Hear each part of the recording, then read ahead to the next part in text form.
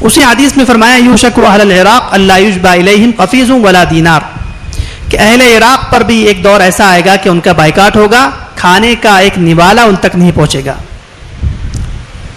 چنانچہ 1990 سے 2003 تک عراق کا بھی بائیکاٹ ہو گیا۔ یہ صحیح روایات میں علامات ہیں۔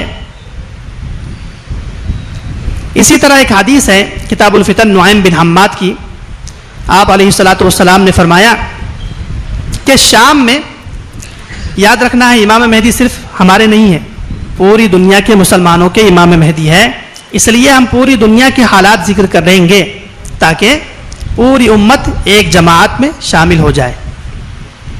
حدیث میں فرمایا شام میں ایک فتنہ شروع ہوگا جس کی بنیاد ہوگی بچے، اور یہ بچوں کی وجہ سے شروع ہونے والا فتنہ اتنا طول پکڑے گا کہ امام مہدی رضی اللہ تعالی عنہ تشریف لائیں گے، تب جا کر یہ فتنہ تھمے گا، اس سے پہلے یہ تھمنے والا نہیں ہے۔ سعید بن المسیب کہتے ہیں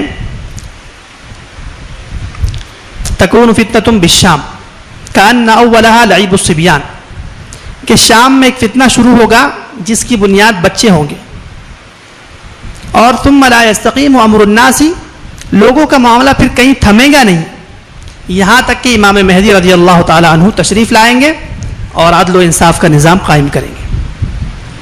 2011 میں 15 بچوں نے حوران نام کا علاقہ ہے شام میں، اس حوران نام کے علاقے میں 15 بچوں نے اپنے ظالم جو بادشاہ ہے وہاں پر، اس کے خلاف انہوں نے دیوار پر ایک جملہ لکھ دیا۔ مختلف بچے تھے، حمزہ، الخطیب، سمیر، جاسم، یہ BBC کی رپورٹ ہے۔ انہوں نے لکھ دیا ارحل یا بشار، بس ایک جملہ لکھا، کیونکہ اہل سنت بہت زیادہ ہیں تو انہوں نے ظلم سے تنگ آ کر یہ جملہ لکھ دیا کہ تم یہاں سے چلے جاؤ۔ کہتے ہیں کہ حکومت وقت نے ان کو گرفتار کر کے قید میں ڈال دیا۔ مسلمانوں کو جب معلوم ہوا تو وہ احتجاج کرنے کے لیے آ گئے، اور وہاں سے 2011 سے مسلمانوں پر سر عام ظلم ستم شروع ہوا، اور اتنا بڑھتا گیا، ابھی ذکر کیا شام میں اتنا ظلم بڑھ چکا ہے کہ ایک ایک لقمے کے لیے وہاں حرمتیں پامال ہو جاتی ہیں۔ اب اس حدیث پر ہم جب غور کرتے ہیں کہ شام میں ایک فتنہ بچوں کی وجہ سے شروع ہوگا، اور دنیا کے سارے ممالک وہاں کود چکے ہیں اس ظلم و ستم کو ختم کرنے کے لیے، لیکن ظلم و ستم تھمنے کا نام نہیں لے رہا ہے، اور حدیث کہہ رہی ہے امام مہدی رضی اللہ تعالی عنہ تشریف لائیں گے، تب جا کر شام کا فتنہ ختم ہوگا۔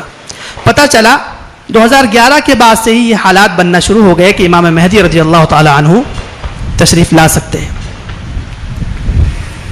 اسی طرح حدیث میں ہے، یہ علامات زمانیہ ہیں جو 1980 سے 2015 تک ہم نے ذکر کیے، ان سے ضمنی طور پر ہمیں معلوم ہو رہا ہے کہ امام مہدی کے دور میں ہم چل رہے ہیں، لیکن امام مہدی کس وقت آئیں گے، کس گھڑی آئیں گے، کس لمحہ آئیں گے، کس سال آئیں گے، اس کا کسی کو علم نہیں ہے۔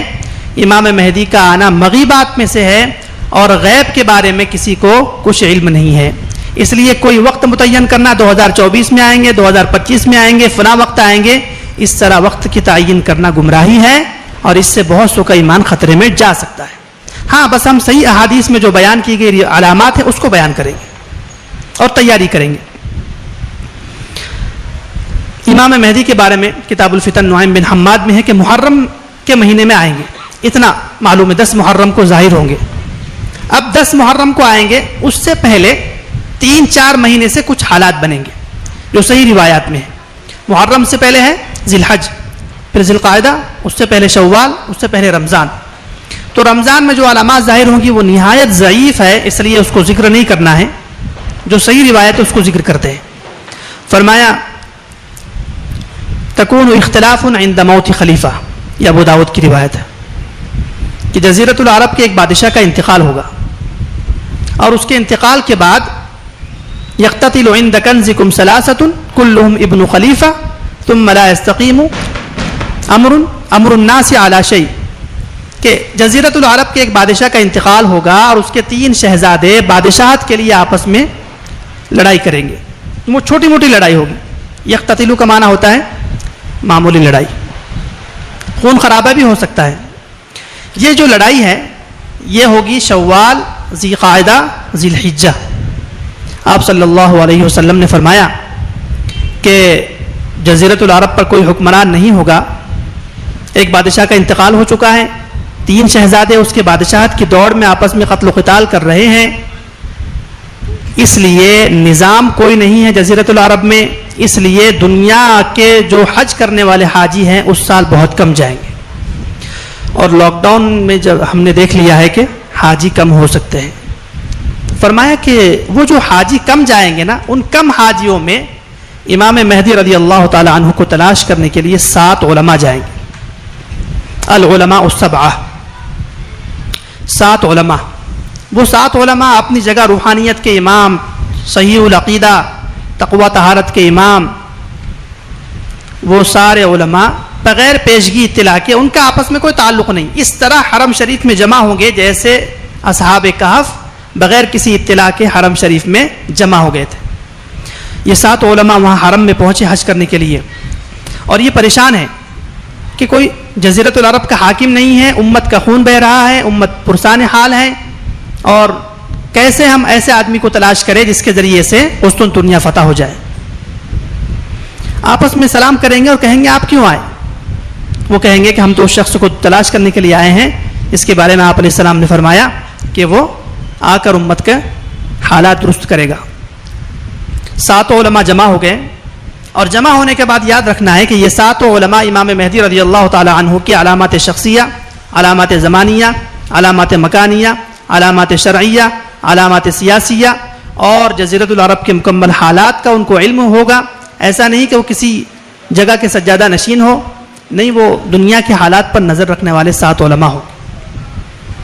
پہنچ گئے جزیرۃ العرب میں, اور 7 کی نظر ایک آدمی پر پڑ گئی, اور کہنے لگے ان کا نام محمد ہے, والد کا نام عبداللہ ہے. بہت ضعیف روایت میں والدہ کا نام آمینہ بھی آیا ہے. پیدائش ان کی مدینہ کی ہے. خاندان ان کا, حضرت علی فرماتے ہیں کہ حضرت حسن کے خاندان میں سے امام مہدی تشریف لائیں گے, تو خاندان ان کا ہاشمی ہے. وہ 7 علماء ایک بندے کو متعین کریں گے, اور یہ 7 علماء جمع ہو کے اس بندے کے پاس جائیں گے. اب ان کا چہرہ بشرا اسی طرح ہوگا. فرمایا اقن الانف, درمیانہ ناک ہوگی, اعلی الجبہہ, پیشانی کشادہ ہوگی, گندمی رنگ ہوگا. صفات میں تو آپ صلی اللہ علیہ وسلم کے جیسے ہی ہوگے, لیکن شکل و شباہت میں آپ علیہ السلام جیسے نہیں ہوں گے. چلے گئے اور ان کے پاس کہا کہ حضرت, علامات سے تو احادیث کی ایسا لگتا ہے کہ آپ ہی وہ شخصیت ہیں جس کی آپ علیہ السلام نے پیشن گوئی فرمائی. آپ ہاتھ بڑھائیے, ہم بیعت کرنا چاہتے ہیں. کہتے ہیں اتنی بات سنیں گے امام مہدی اور فوراً اپنا ہاتھ جھٹک دیں گے اور کہیں گے میں مہدی نہیں ہوں, انا من الانصار, میں دین کا چھوٹا موٹا ناصر اور خادم آدمی ہوں بھائی, میں مہدی نہیں ہوں. یہ کہہ کے پیچھے ہٹیں گے اور فوراً وہاں سے چلے جائیں گے. اس حدیث سے معلوم ہوا کہ جو آدمی خود دعویٰ کرے کہ میں مہدی ہوں وہ جھوٹا ہے, سچا نہیں ہے, کیونکہ امام مہدی جو سچے ہوں گے وہ کبھی دعویٰ نہیں کریں گے. علماء ان سے درخواست کریں گے